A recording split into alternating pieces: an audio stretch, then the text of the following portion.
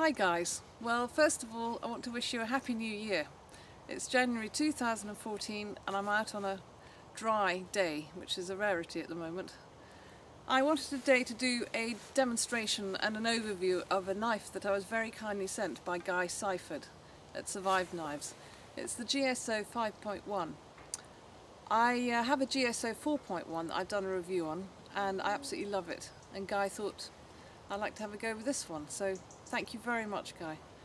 I'm also today thought I would just compare it with my SE6, just to kind of keep the SE6 in mind and see how it fares against it. I've already done a review on this knife, so the predominance of this video is on the GSO. Anyway, let's get on and see how the knife performs. So what I've done here is I've put the GSO 5.1 in between my SE6 and my GSO 4.1, just so you can see kind of where it sits, which is pretty much in the middle. The specs on this, well, first of all, the steel is CPM 3V, as this one is too, and the SE is a 1095 steel. I have to say, having used them both, the CPM 3V is definitely, for me, a superior steel. It's got incredible edge retention and it is blooming tough. There's nothing wrong with the 1095, don't get me wrong, but if I were to choose, the CPM 3V definitely is the one. The blade length is 5.75 inches and the cutting edge is 5.37. The blade height is 1.5 inches and the thickness is 3/16, which is a pretty ideal thickness. Compared to the SE, you can see it's that much thicker. The GSO is that much thicker.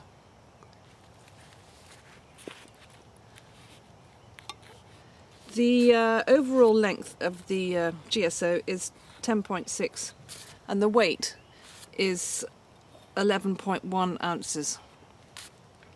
So what I'll do is I'll give you I'll take these off for a minute and I'll give you more of a detailed close-up of this knife. It's a drop point sabre grind, which is again, I found the sabre grind to be extremely versatile. I'm beginning to prefer it over the full flat grind, which the SE has.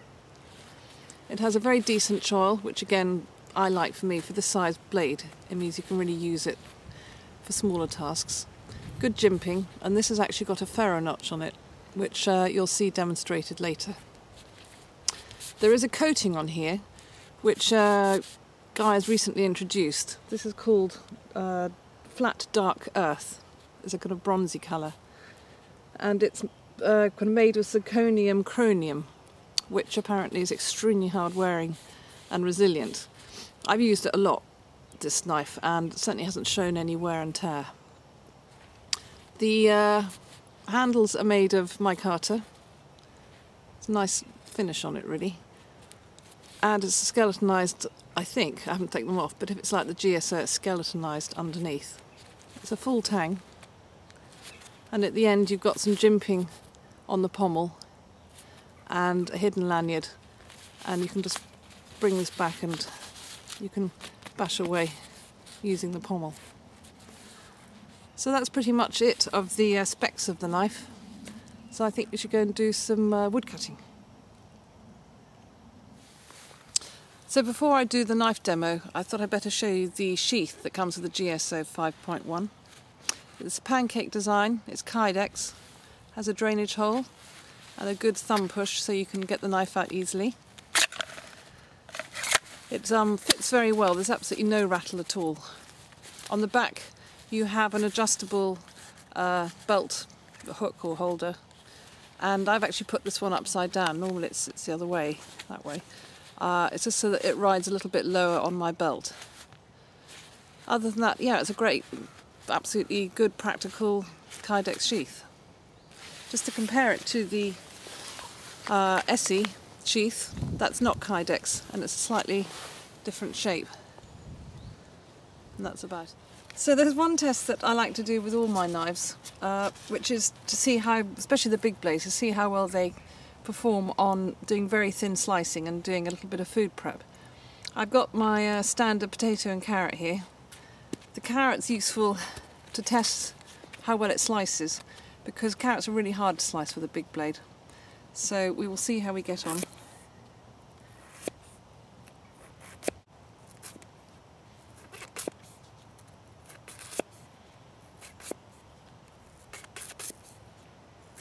So as you can see, it cuts very thinly, which is excellent. So next is with the potato. All I want to do really is just to kind of try peeling it. I'll try doing it with my gloves on, as it's blooming cold outside. All I want to do is just see if I can use a big knife to peel. I'm trying to get this in camera. And it does, you can see that it does. That's a bit thick, that one. I can shave tiny bits off it. So it's pretty versatile, this knife. It's as good as the SE6 in that respect. What we'll do is again some very, very thin slicing.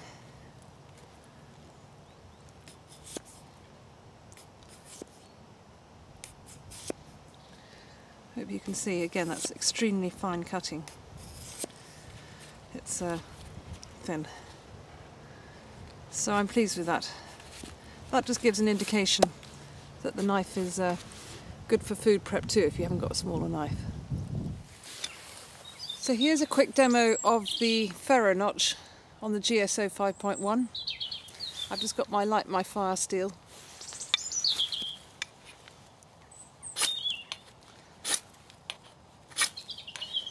It throws a pretty good spark. My only thing I'd say is if it was slightly wider, the notch, I think it would have more contact, more surface contact with the ferro rod, and you get more of a spark. But that's a minor criticism, because it does work.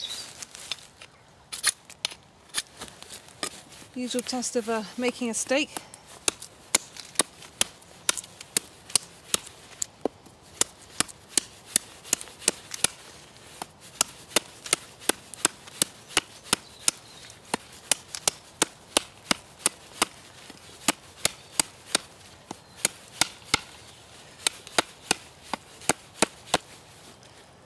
So does well there. So during the wind and the storms we had recently, a large branch came down off this big old ash tree, and it's given me an opportunity to use the knife again on live wood, which as you can see, it's a big chunk of branch that's come down. So yes, as I say, I wouldn't be hacking at live wood if it was actually a standing tree, but I can do it here.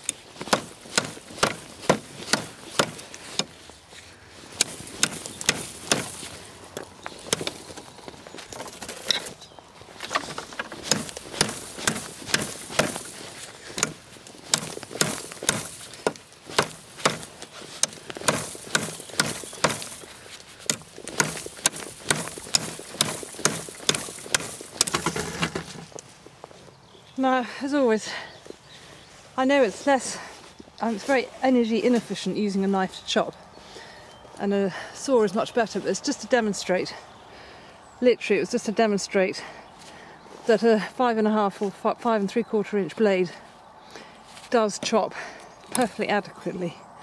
So I'm out of breath now. Anyway, that gives you that sort of demonstration, I hope.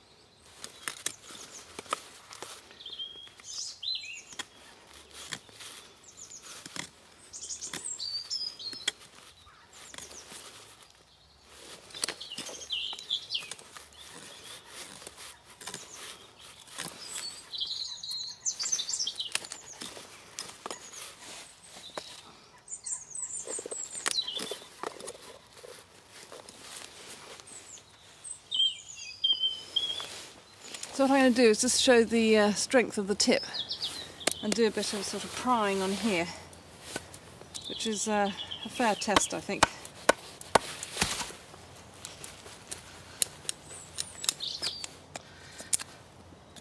I have to use the, I can't, it's too hard, the wood, to just push it in. It feels so strong, I can't really explain, it just feels trustworthy. You know it's not going to break.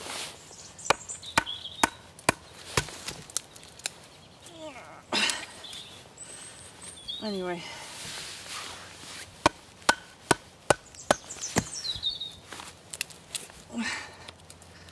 It just feels as solid as a rock. Probably not the most powerful of tests. I think there's other videos that show it better. I'll just do it with the SE2. I'll just show you the difference. There is quite a big difference in the thickness of the tips. So the SE is very strong. I'm not going to push it too hard.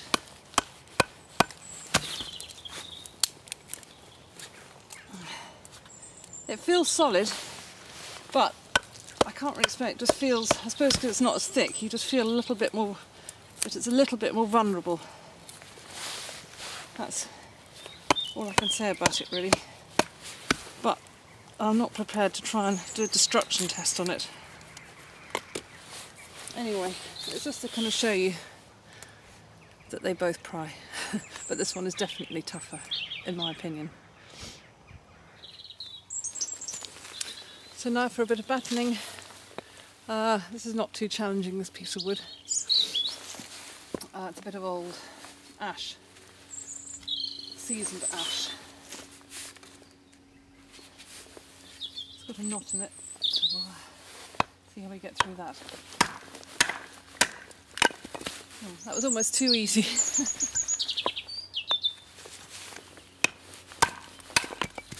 Well,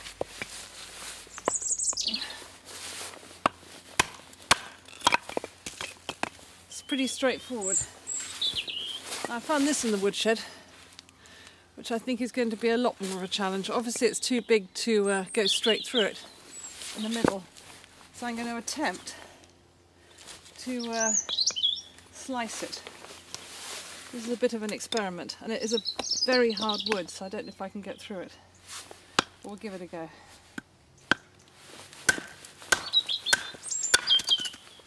Okay.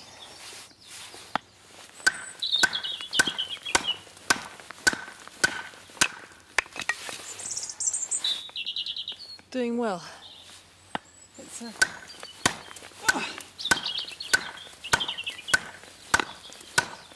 actually, that's my fault, not the knives. I hit it in at an angle, so I just need to knock it out.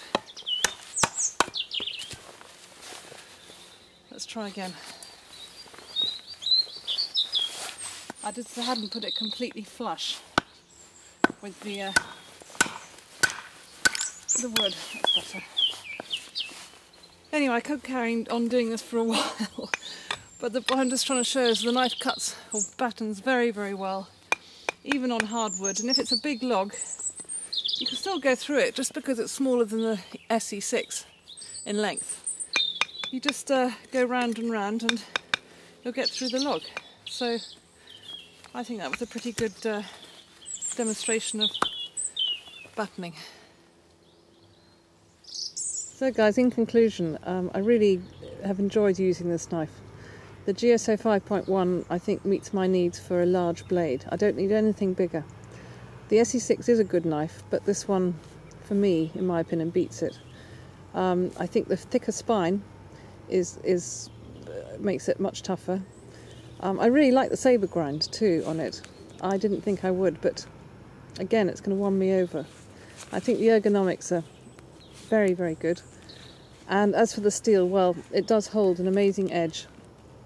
I don't have to do anything to this blade after any sharpening to it after this exercise today. And so yeah, overall I think the coatings has stood up well. I just washed it off with some water. And overall, as I say, it's a really, really nice knife to use. It's definitely one tough knife. Okay, well, thanks for watching and see you soon, I hope. Bye for now.